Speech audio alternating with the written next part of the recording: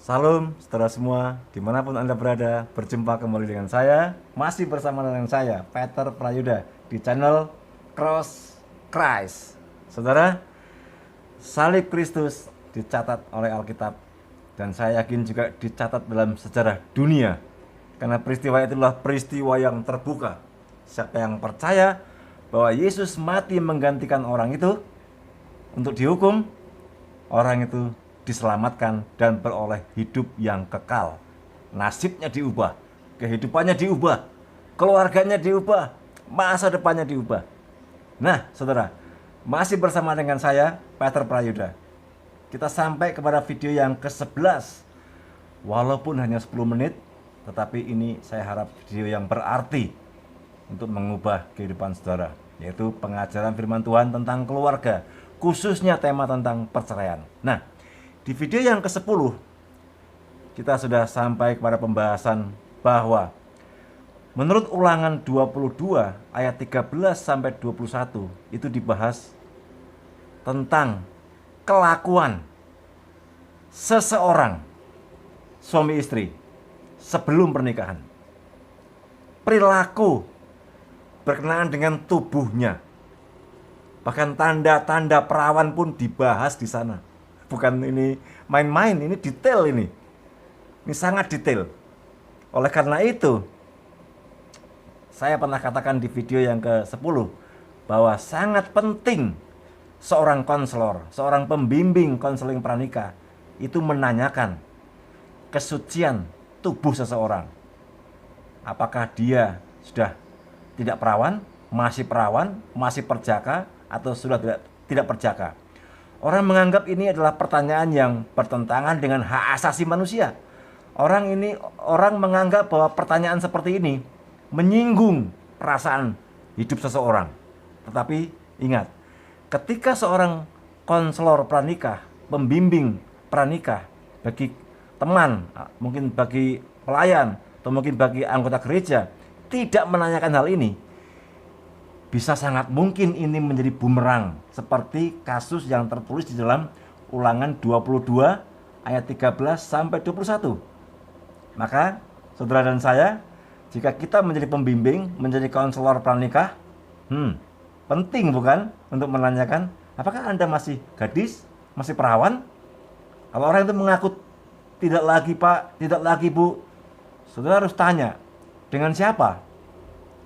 Dengan calonnya, calon suaminya, atau dengan orang yang sudah ditinggalkannya. Jangan-jangan ada ikatan, jangan-jangan ada perjanjian dengan mantan, dan suatu hari bisa menjadi bumerang menggugat keluarga yang sudah kita bimbing dalam bimbingan pranikah dan akhirnya dinikahkan dalam pemberkatan pernikahan kudus. Disebut pernikahan kudus tapi nggak kudus ya, itu kan lucu ya. Nah, saudara, konseling di dalam konseling pranikah, dua sejoli ini harus saling mengaku.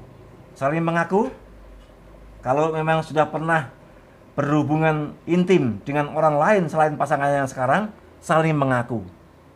Saling memaafkan kalau bisa. Setelah saling mengaku, minta ampun sama Tuhan, lalu minta maaf, apakah masih akan berlanjut dalam hubungan yang selanjutnya, misalnya pernikahan, atau akan berhenti?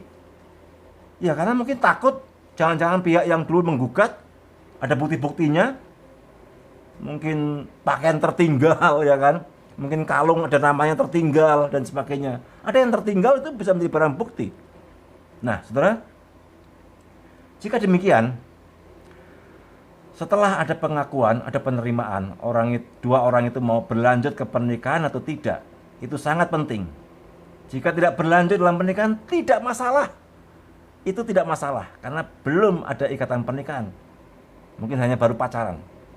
Ketimbang nanti ada gugatan yang lebih serius dari sang mantan, lebih baik batal. Tetapi jika harus berlanjut ke pernikahan yang selanjutnya, ingat ini, kedua belah pihak harus saling menerima, saling memaafkan, saling mengampuni. Demikian Tuhan mengampuni pasangan sejoli berdua itu, lalu berjanji tidak akan mengungkit-ungkit di dalam kehidupan selanjutnya. Karena kalau nggak ada perjanjian ini diungkit-ungkit, wah bisa bubar, bisa berabe, bisa cerai. Kenapa? Karena diungkit-ungkit.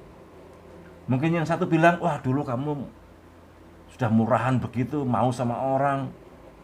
Orang udah kayak gitu aja kamu mau, apalagi kalau saya pergi nanti kamu dengan siapa saja semua mau mungkin. Wah ini kan suatu tuduhan yang tidak masuk akal, tetapi mungkin benar. Oleh karena itu, mesti ada perjanjian. Jika setelah konseling pranikah ditanya, saling mengaku, lalu ingin tetap lanjut dalam sebuah pernikahan, orang itu harus membuat perjanjian bahwa tidak akan mengungkit-ungkit kasus itu.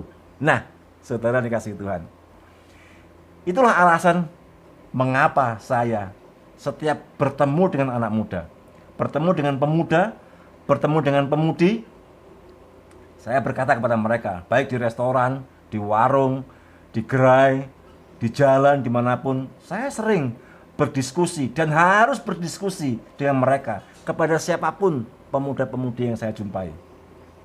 Saudara, dan ujung-ujungnya saya pasti akan membahas, kapan Anda menikah? Kamu sudah ganteng, kamu sudah cantik, dan hidupmu seharusnya sangat cemerlang dengan kecantikan, dengan kegantengan Anda itu. Tetapi pernikahan bisa mengubah kehidupan Anda menjadi bumerang, menjadi malapetaka kalau Anda salah menikah dengan orang yang menipu pernikahan. Ini bahaya sekali.